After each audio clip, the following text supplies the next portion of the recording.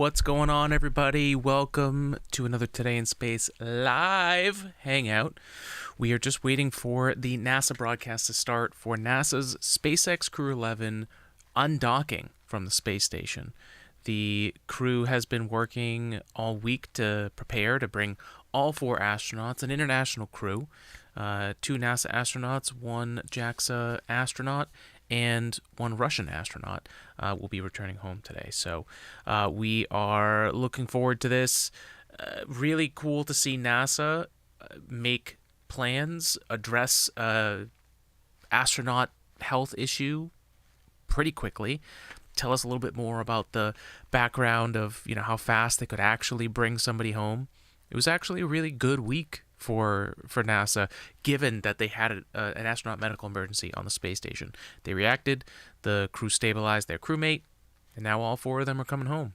And whoever of that crew needed medical attention or like a further diagnosis back on home where they've got the equipment, they're going to get it. So that's where we are with NASA's SpaceX Crew-11. I'm Alex Giorfanos, your space science podcast host from the East Coast. And we've got 3 minutes until NASA's Crew-11 jumps on here.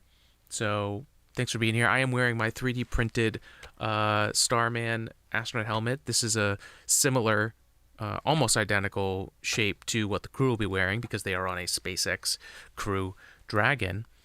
So we're going to get to see some of the coolest stuff. We're going to see the crew from the inside. We're going to see the sci-fi futuristic look of the inside of the Crew Dragon capsule, which if you've never seen that, it's very nice. You'll be able to see that in just a little bit here.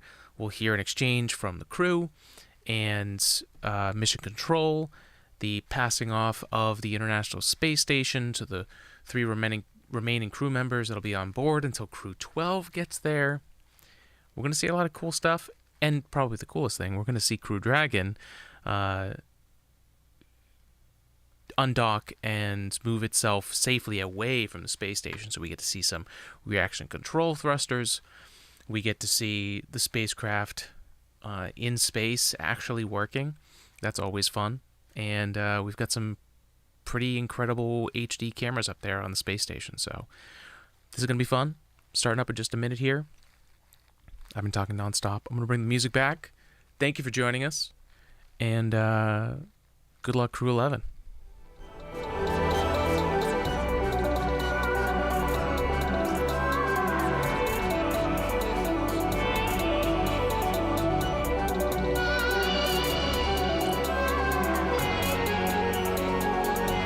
Thank you for being here. If you are here, let me know. Hit me up in the chat.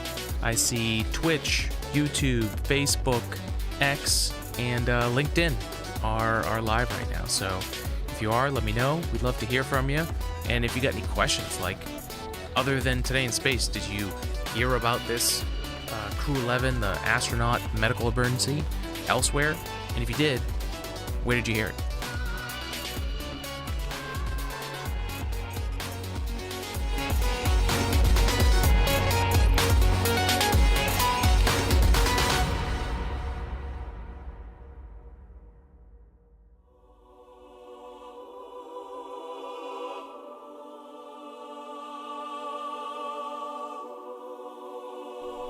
I gotta get the whole outfit. I've got my SpaceX hoodie, crew astronaut hoodie, and a 3D printed helmet.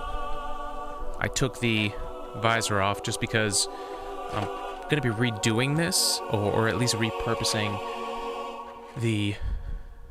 Sorry, the music's probably way too loud. I'll be repurposing this. This cover for the helmet for a cosplay at a future time, but it's got too much glare and I can't talk to the microphone without it being open, and it just doesn't look that great with the front open. So we took out the cover and we're rocking it today. It'll be the same stuff that the crew's wearing, which is kind of cool.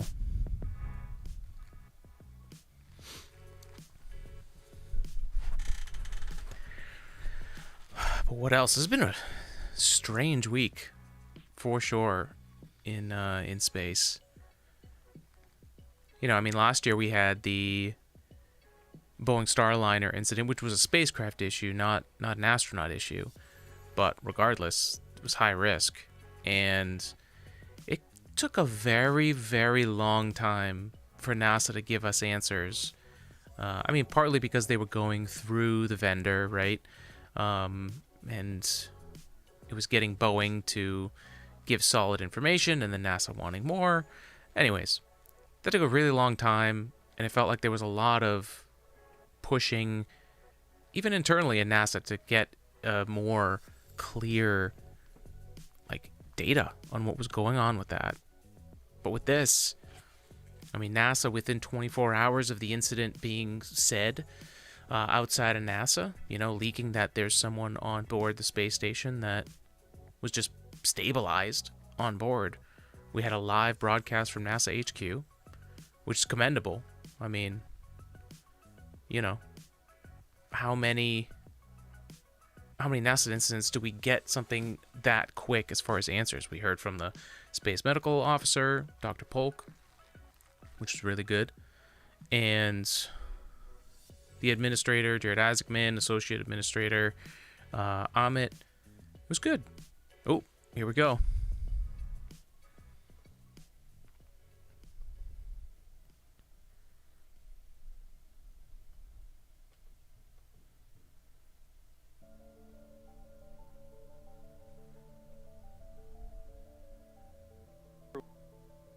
Crew-11, albeit a few weeks ahead of schedule.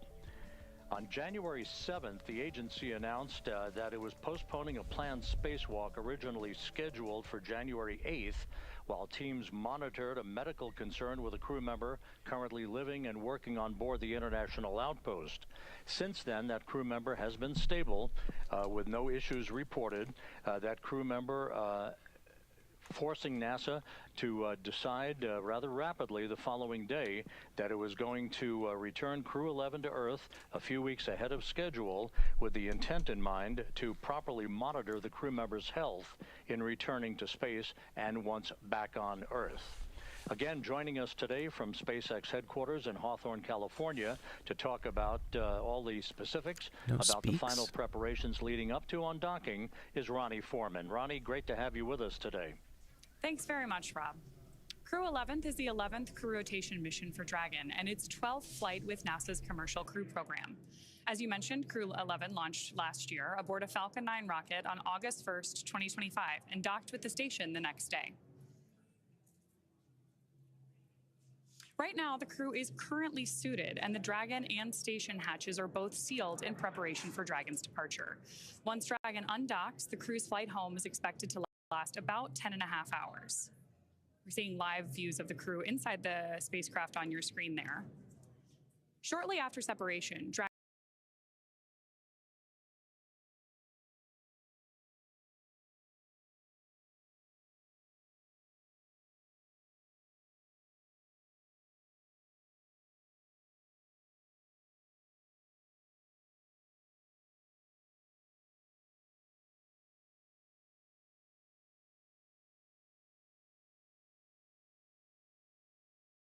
will use its Draco thrusters to move away from the station in a series of carefully choreographed maneuvers, or departure burns, to increase the distance between the spacecraft and the space station. Dragon will also execute a phasing burn to lower its orbit and line the spacecraft up with its landing location. Following phasing, Dragon will complete deorbit, re-entry, and splashdown. During the deorbit sequence, several events will occur, including trunk separation, closure of the nose cone, a deorbit burn, deployment of the drogue and main parachutes, and finally splashdown. Of course, the Crew-11 astronauts will be able to follow all of that on the screens inside the spacecraft that you see there right now. Dragon is targeted to splash down off the coast of San Diego, California on Thursday, January 15th at approximately 12:41 a.m. Pacific, which is 2:41 a.m. Central, where it will be picked up by a SpaceX recovery vessel, and our recovery teams will help egress or exit the crew from the spacecraft.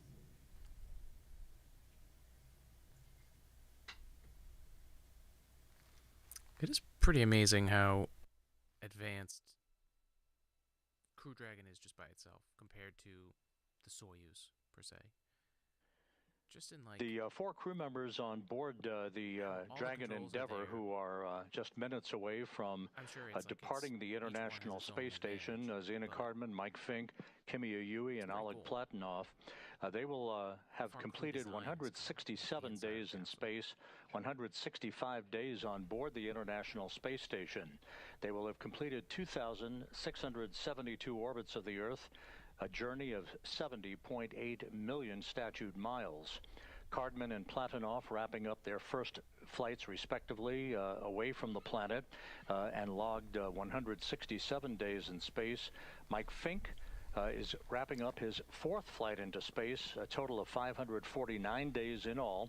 That puts him fourth on the all-time list amongst NASA astronauts, 20th on the all-time list for most aggregate days in space. Kimi Yui of the Japan Aerospace Exploration Agency is coming home after his second flight away from the planet and a total of 309 days in space. Also on board the space station is NASA astronaut Chris Williams, as well as cosmonauts Sergei Kutsverkov and Sergei Mikhaev. Now, just like the approach to the International Space Station, Dragon's departure and deorbit are designed to be fully autonomous, requiring no action from the crew on board. NASA astronaut Chris Williams helped our crew members prepare for departure today and will be watching from the cupola, but the prime departure monitoring role falls on Zena Cardman from inside Dragon. Mission control in both Houston and Hawthorne will back up our crew as we step them through undocking today. The station crew have been busy preparing to send our astronauts home. Rob Navius has more on what we can expect until Dragon departs from station. Man, I love that Rob Navius is on the broadcast today.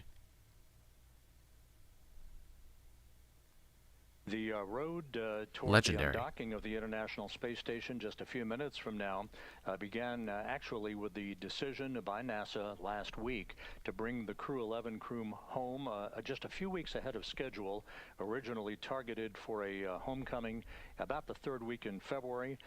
They had that time frame accelerated in a decision that was reached by NASA, the international partners, and SpaceX, who has all of whom have worked diligently to accelerate the time frame for this return back to Earth. Back on Monday, Mike Fink, the commander of the space station, participated along with the rest of his crewmates on the station in a change of command ceremony in which he handed over command of That was the a good station ceremony. to Sergei Kutsverkov, the Roscosmos cosmonaut.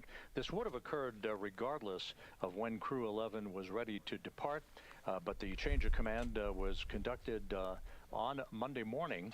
Earlier today, as the crew began final preparations prior to undocking, the crew reported that it was feeling very well, in good shape, ready to begin the journey back to Earth that will start with the undocking command that is scheduled about 7 minutes from now. That command will trigger the retraction of an umbilical that has provided power to Dragon while docked to the zenith or space-facing port of the International Space Station. That will be followed by the opening of 2 sets of hooks. Those hooks, 6 hooks per set, they will open up to break the physical connection between the station and Dragon Endeavour. There will be a series of burns of the Draco thrusters to begin an opening rate by Dragon away from the station outside of what is called the approach ellipsoid, which is essentially the imaginary cylindrical boundary of the neighborhood of the International Space Station, at which point the joint operations between Mission Control here in Houston and the SpaceX Flight Control Team in Hawthorne will come to an end, and Hawthorne will take over exclusive control of the rest of Endeavour's flight back to Earth, which, as you heard Ronnie say earlier, will culminate in a splashdown early Thursday morning off the coast of San Diego. I will say the ISS, the approach ellipsoid, is such a awesome space nerdy thing. They were talking about it during the Boeing Starliner event. That's when I really heard about it a lot. There were people showing like animations of what that geometry looks like, but it's just like the safe zone around the space station. It's this specific shape that's kind of like the full like area around the space station that you should take account in three-dimensional space. It's It's amazing how much has been done in the space station over 25 years of continued human presence up there. It's just amazing. Now we're performing a real life like astronaut return mission for a medical emergency for the first time in 25 years. We've had continuous people up there for 25 years. The first time that they've needed to bring them out. Oh, cool. They're showing the ellipsoid. So there's like the keep out sphere, and then there's the ellipsoid around it. But that's like the zone to pay attention, right? You don't want to damage the spacecraft or the space station. It's pretty cool. I thought so anyways. A dynamic phase of flight. We may hear a call out for the crew to also pull their visors down ahead of that actual undocking event itself.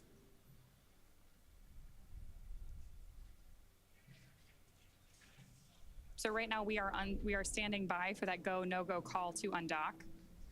And then we'll be waiting for the undocking sequence to begin. ISS control. Once we get that call, it will take less than 5 minutes for Dragon to separate from the International Space Station, which has been its home for the last 6 months. At the planned undock time, SpaceX Mission Control will command the undock sequence start, which begins the automatic undocking process. The first step is for the umbilicals to retract. These umbilicals are electrical connections that connect Dragon systems to the space station, transferring power, telemetry, and commands between the two vehicles during Dragon's stay. Once that's complete, Dragon will unlatch itself, just like Rob described, releasing 12 hard capture hooks in 2 separate phases.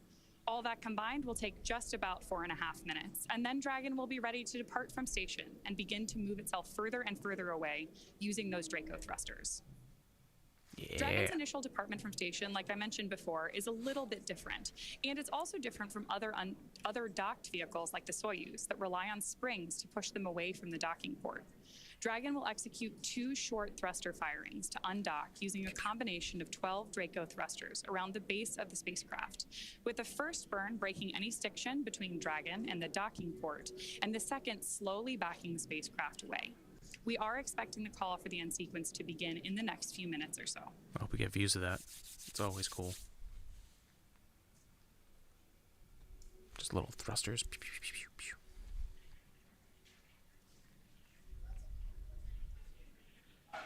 Welcome everybody on YouTube and Facebook, LinkedIn, Twitch, and X. Thanks for being here.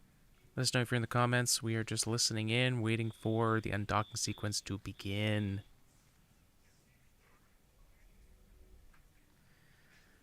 Got you views of space station. There's a control As here. we continue to wait for that confirmation call for undocking, the view on your screen right now is at Mission Control Houston. Mission Control in Houston and our facility here in Hawthorne are connected to the International Space Station and the Crew-11 astronauts right now on a communications network known as the Big Loop. When we hear that call come through, you'll very likely hear whoever is speaking announce which loop they're speaking on so that we can follow along with the astronauts and understand who's in the loop.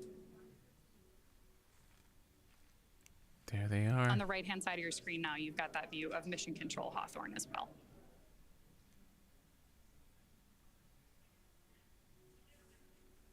NASA and SpaceX working together, as they do very often. Crew Dragon is the only American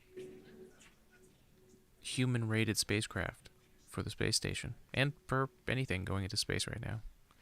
Other than the Orion capsule, which just still has not sent humans, but it will as early as February with Artemis 2. So it's very nice that America has multiple options. Very, very nice. I would love to see Boeing fix Starliner, but I don't So as Bob think that mentioned NASA earlier, should pay following for it. deorbit and splashdown, Xena, Mike, Kimya, and Oleg will have spent 167 days in space, orbiting the Earth more than 2,600 times. And by pay for it, I mean until they prove that it's safe Crew-11 again. saw the arrival of 5 visiting vehicles since their arrival in August, including SpaceX's CRS-33 resupply mission, Progress 93, Northrop Grumman's 23rd resupply mission, JAXA's HTV-X1, and Soyuz MS-28. They also saw the departure of 3 visiting vehicles, including NASA's SpaceX Crew-10, Progress 92, and Soyuz MS-27. Mike Fink will have spent 549 days in space, the 4th most cumulative spaceflight time by a U.S. astronaut, and 20th on the all-time list, as Rob noted earlier.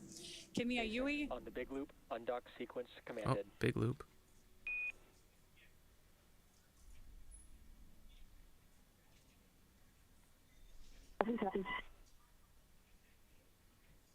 So there we heard the call out from Mission Control that we are go for undock and the receipt of that command from Dragon. With Dragon now getting ready to undock, Rob will take us through that process. Rob? Okay, Here we Ronnie, go. thanks very much. The International Space Station is currently flying just off the southwest coast of Australia at an altitude of 260 statute miles. As you've indicated, the undocking command has been issued. On the big loop, umbilical demate complete and nominal. Umbilical demate complete and nominal. Oh, umbilical is demated. The hooks are beginning to drive. Again, 2 sets of hooks, 12 hooks in all. Once they're open, then Dragon will be free to begin its journey away from the Earth, from the space-facing port of the Harmony module of the International Space Station. There will be a series of burns. There will be 2 so-called undocking burns. The first will be 1.5 seconds in duration, the second 5 seconds in duration, followed by 2 so-called departure burns, one of 16 seconds in duration, the second of 22 seconds in duration. That will accelerate Dragon's rate of separation from the international outpost to a point in which it will exit the so-called keep-out sphere, and then ultimately the approach ellipsoid to begin the rest of its journey. Even though the undocking is coming about 15 minutes behind schedule, based on the work that was required to prepare the crew for undocking, this will not affect the rest of the timeline. There will be some burn adjustments made by the SpaceX engineers in Hawthorne, but it will all lead to a splashdown off the coast of San Diego for the 4 Crew-11 crew members at 2:41 a.m. Central Time, 12:41 a.m. Pacific Time to wrap up this 167-day mission.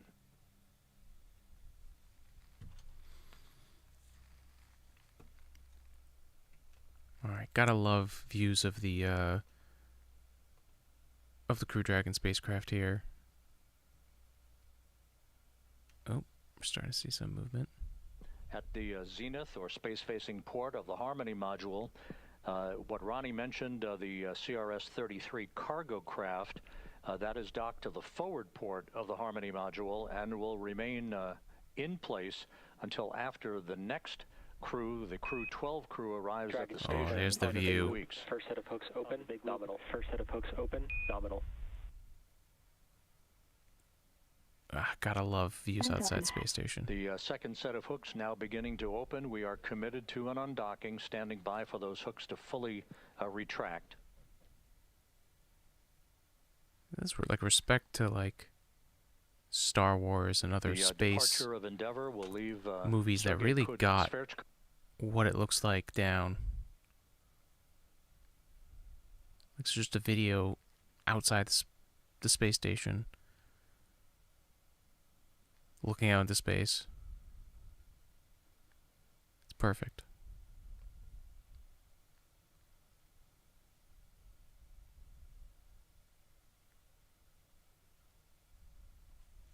The interface between Dragon and the station has no longer been sealed. No, don't lose footage now. Come on, lost a signal. Reconnect. Ooh. I like that view. Standing by for physical separation. Is that looking from Crew Dragon at the Harmony module.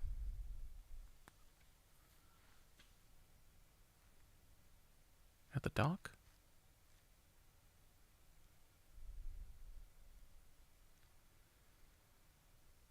It's cool. You can see some of the installation. About 20 Just the seconds away from hardware. physical separation. All right, we're getting close. Here we go, people. Crew-11 making their way back home. Bringing home their crew member that needs some more medical attention on Earth. Just gotta leave the station safely. Dragon SpaceX, all hooks open. Dragon SpaceX, all hooks open. Nominal. All right. Here we go. Oh, there it goes. Look at it float away. Undocking confirmed. Endeavour begins its journey home with the All right, Crew-11 so we're gonna crew. see a thruster move Undocking here. Dragon confirmed. SpaceX, separation confirmed. Dragon SpaceX, separation confirmed. So cool. That's such a great view. Oh my god. A good undocking burn. 4:20 p.m. Central Time, 5:20 p.m. Eastern Time for undocking. As Dragon and the International Space Station flew 260 statute miles south of Australia. That's beautiful. You know, you don't want to make any sudden moves leaving the space station. Number one, you don't want the dock to get Dragon damaged. SpaceX on the big loop. Depart. Burn 0 complete. Awesome. Look at that. So we've had 3 good departure burns. The undocking burns 1 and 2, departure burn 0.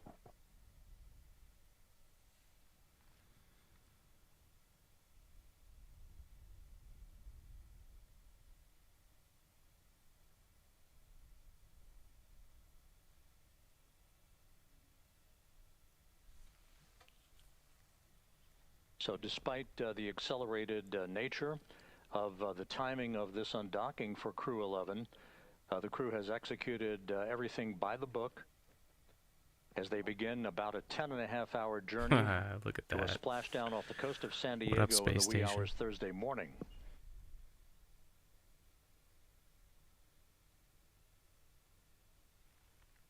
Has 25 years of continued human presence there.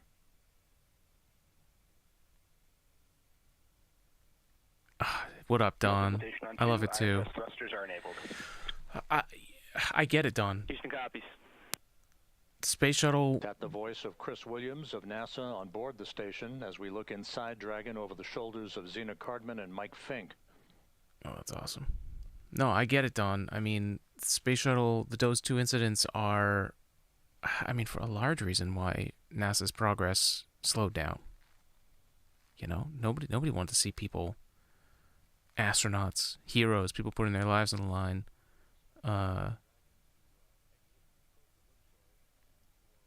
have to do that, to have to deal with that.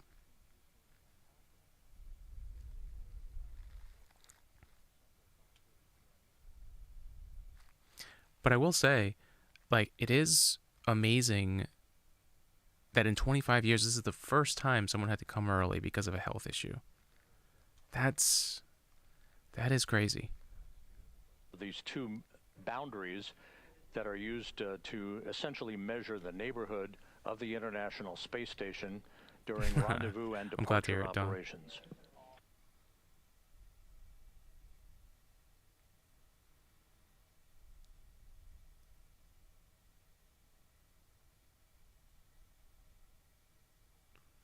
We're underway, folks. Crew-11 is doing its undocking, making its way. Oh, interesting. Is that was that a specifically made tablet for them, or was that a phone?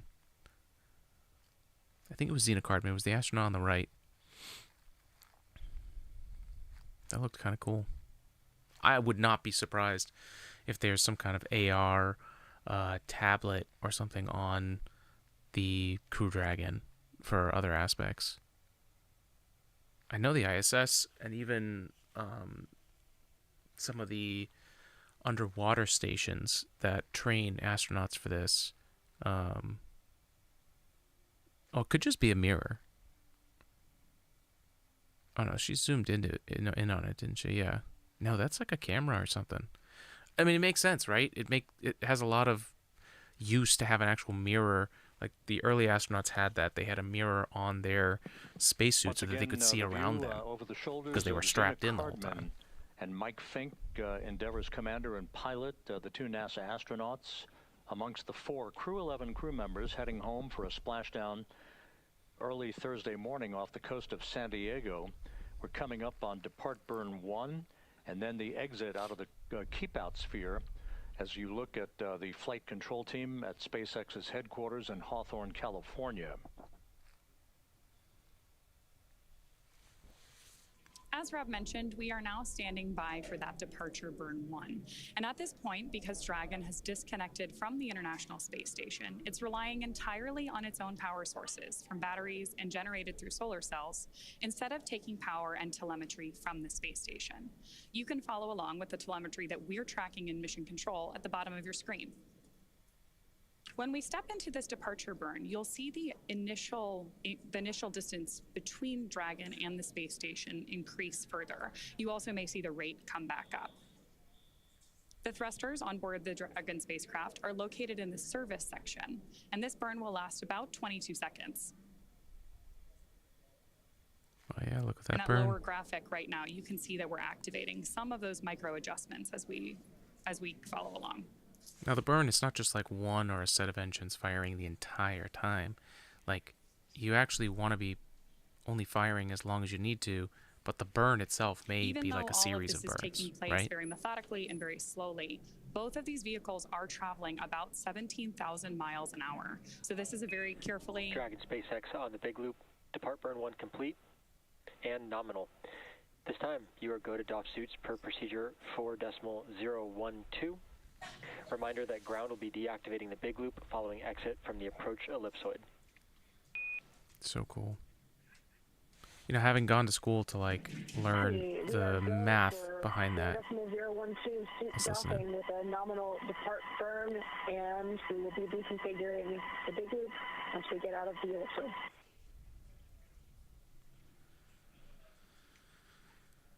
So we got confirmation there from Mission Control and a read back from Dragon that they have exited this dynamic phase of flight and can now take off their spacesuits. As I was mentioning, this is a pretty carefully choreographed set of maneuvers, but now that we're through departure burn 1, we know that we've exited the keep out sphere, which is a 200-meter radius invisible line around the International Space Station. Before moving into the keep out sphere, spacecraft have to be configured where they would not cross that imaginary boundary for at least 4 orbits, even if the spacecraft lost all maneuvering capability. It's like building in a safety zone in case the worst thing happens. This safety zone is set up to govern any visiting spacecraft, Dragon or any of the others we mentioned earlier in the webcast, when they're arriving or departing from the space station. Some beautiful views of the Earth from up in space there on your screen right now, too. And now that we are focused primarily on Dragon, as Rob mentioned, because the vehicles have now separated, you're following along with the speed and altitude of Dragon in the lower left-hand corner of your screen. We're about to exit the ellipsoid.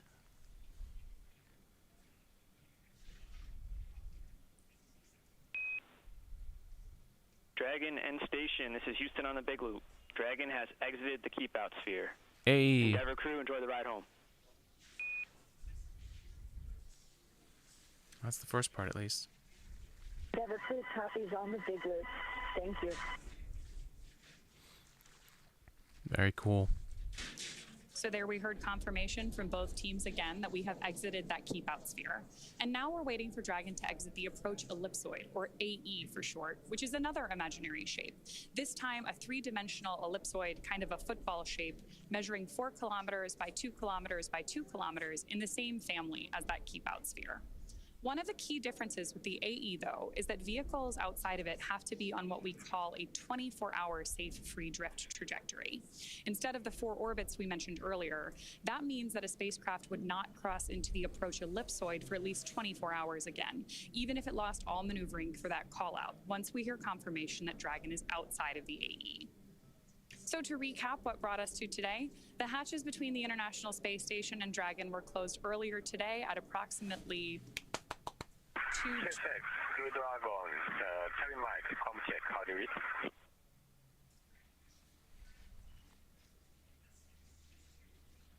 With our crew settled... SpaceX has you loud and clear from the cabin mic.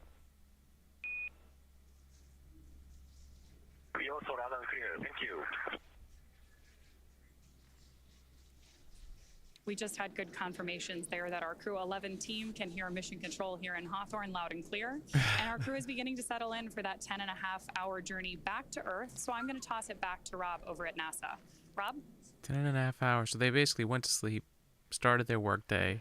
Their Thanks, workday Ronnie. ends after they get back home.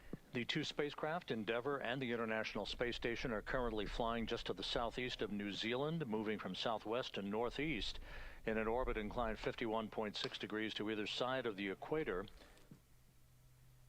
The range between Endeavour and the station will continue to open up to a safe distance that will lead in the wee hours Thursday at 1:51 a.m. Central Time, 2:51 a.m. Eastern Time, to a deorbit burn that will be a 13-minute, 15-second retrograde braking maneuver for Endeavour to slow the vehicle down by 87.5 meters per second.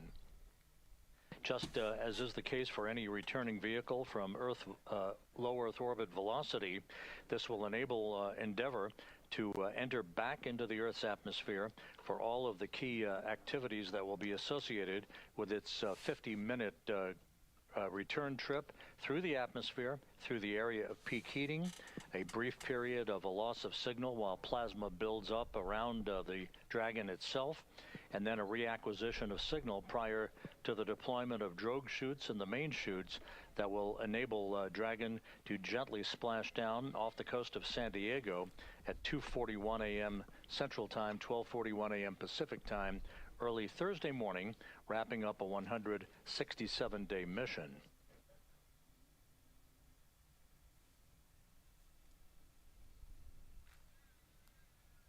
I love following along on the Crew Dragon thruster graphic in the bottom right there, next to the globe. It's just so awesome to see the spacecraft in action, like constantly adjusting, making sure it's on the right path, right orbital trajectory. Guidance, navigation, and control was definitely a difficult class because it's so dry, but it's so important. Once again, Crew-11 is on its way home a few weeks earlier than originally had been anticipated, but the crew is in good shape, ready for its arrival in the Pacific Ocean for a splashdown in the early morning hours on Thursday, where the SpaceX recovery team will quickly move into action to hoist the Dragon onto the well deck of the recovery ship and extract the crew, with their mission now having been completed. Everything has gone by the book. Endeavour in good shape. The International Space Station now crewed by 3 people: Chris Williams of NASA, Sergei Sverchkov, and Sergei Mikheyev of Roscosmos. They will be a 3-man crew for the next few weeks until the arrival of the Crew-12 crew on the next SpaceX Crew Dragon that will be launched from the Cape Canaveral Air Force Station. With that, we'll wrap it up from Mission Control here in Houston and go back to Ronnie Foreman at SpaceX headquarters in Hawthorne.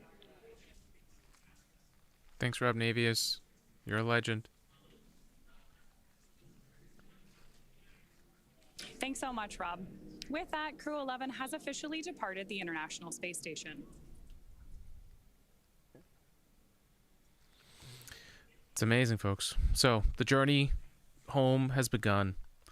10.5 hours. The crew will be doing their adjustments, slowly getting out of this ellipsoid, the approach ellipsoid, so that they're safely away from the space station.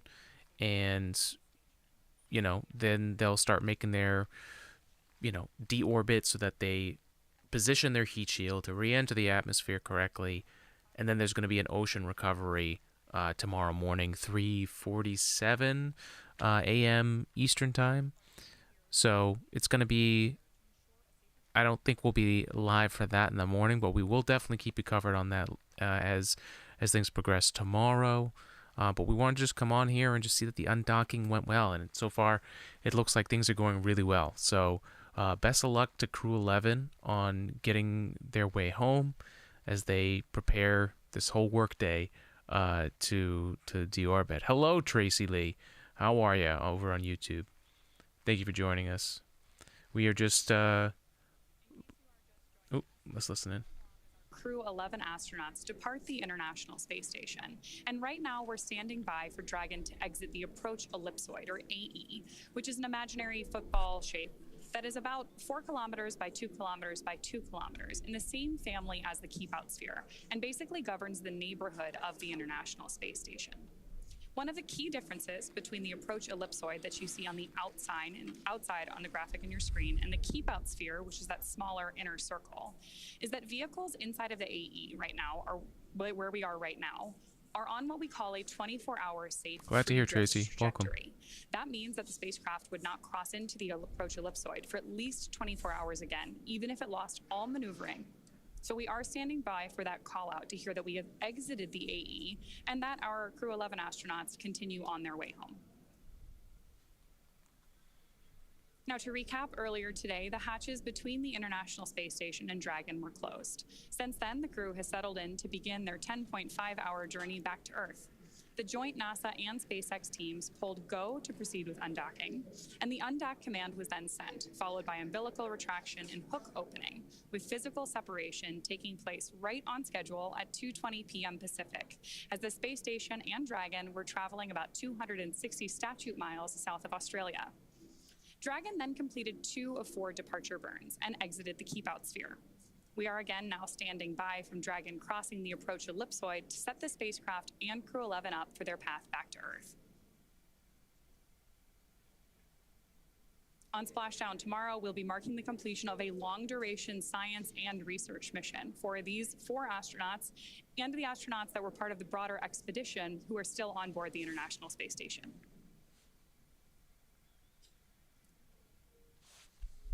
No, it is kind of weird that we went from the most spacecraft docked at the space station at one time to one of the lowest amount of crew we've had on the space station at one time, now at 3, because these 4 have to go home early. So it's a fascinating time.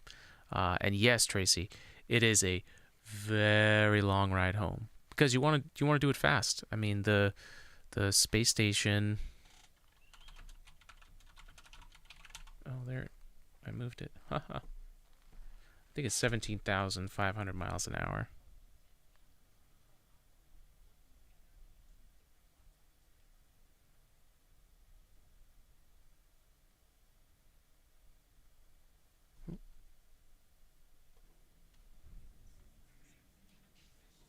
I should know this. I used to know it all the time, but my brain isn't a brain that just remembers a lot of facts. We mentioned this earlier in the webcast too, but you can follow along with Dragon's telemetry in the bottom of your screen. We just had that range measurement come up that you can track, looking at just about 800 meters away from the International Space Station right now. We're also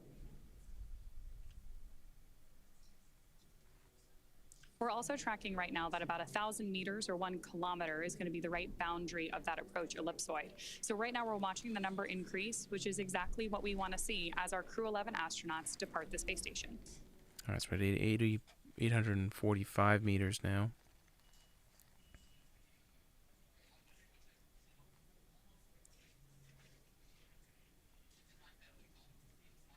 Mm-hmm.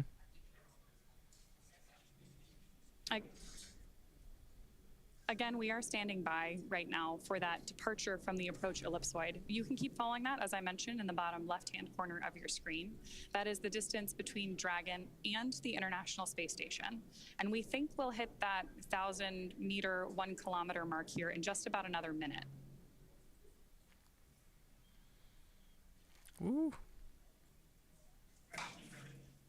So yeah, so they'll have to, you're going to get away from the space If you were with station. us earlier in the broadcast, you know that we had great views of Dragon as it left the International Space Station. But now that we've moved away from it and we are on the darker side of the Earth, our views have gone offline for now. Obviously, we're still in touch with our astronauts, and we'll bring those images back to you either later in this broadcast or when we pick it up later this evening to follow splashdown and recovery of our Crew-11 astronauts. Someone in the chat is going, "See, I told you, it's all fake. Why wouldn't... Well, what, there's darkness in space? They're lying."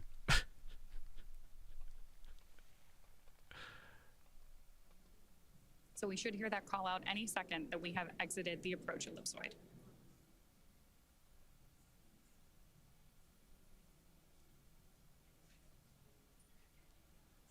Here we go. Oh, they hit it.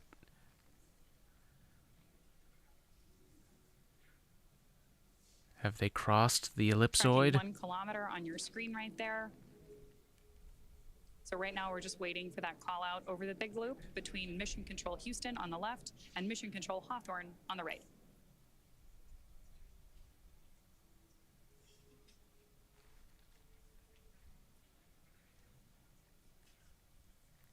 Oh, they're gone past 1,000 meters. It is real.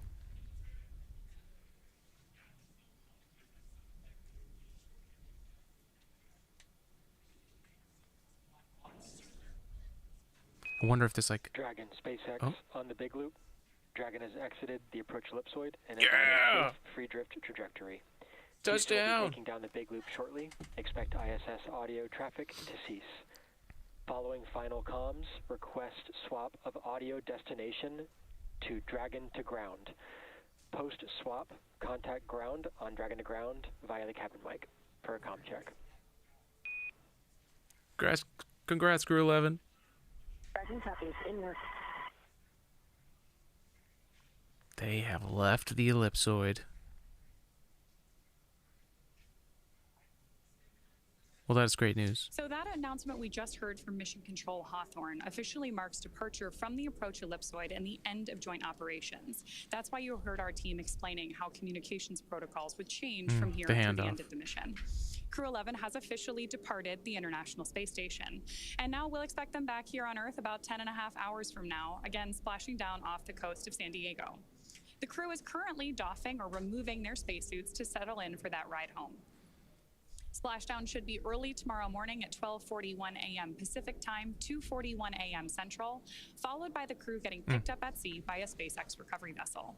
As they rest up, our teams here will continue to keep an eye on the weather to ensure safe return for Dragon and our Crew-11 astronauts. Meanwhile, we'll rejoin you for live visual coverage starting roughly 1 hour prior to splashdown, so we'll be back at about 11:40 p.m. Pacific. As always, you can find mission updates on X, at NASA, at SpaceX, and on the web at nasa.gov. Thanks very much for watching. We'll see you on our Crew-11 astronauts again soon. Amazing. All right, folks. That ends the, at least our broadcast here of covering it. We wanted to see the undocking. Undocking is now successful. They have left the approach ellipsoid, which is the very nerdy way of saying the area around the space station, so that they are safely away. They are now going to be spending the rest of their time deorbiting 10.5 hours until they splash down, and then they're recovered by the recovery ship. So best of luck to Crew-11 on the rest of their workday. Yes, hoping for a safe landing as well, Tracy. Thank you everyone for joining us. This is Today in Space Live, covering the Crew-11 return to get the astronaut that needed medical attention on the ISS to get back home to get some more screening and make sure they are okay. Good day for NASA. The work continues for SpaceX and the NASA teams, but it's good stuff. So thanks for joining us. Don, thank you. Yes, big congratulations for everyone for doing this safely, and they just got to get home, splash down, and then we'll our heroes will be saved. So, all right, folks, have a great one. Spread love, spread science. Give good thoughts for those teams working around the clock to make sure that these human beings come back home safely from the final frontier.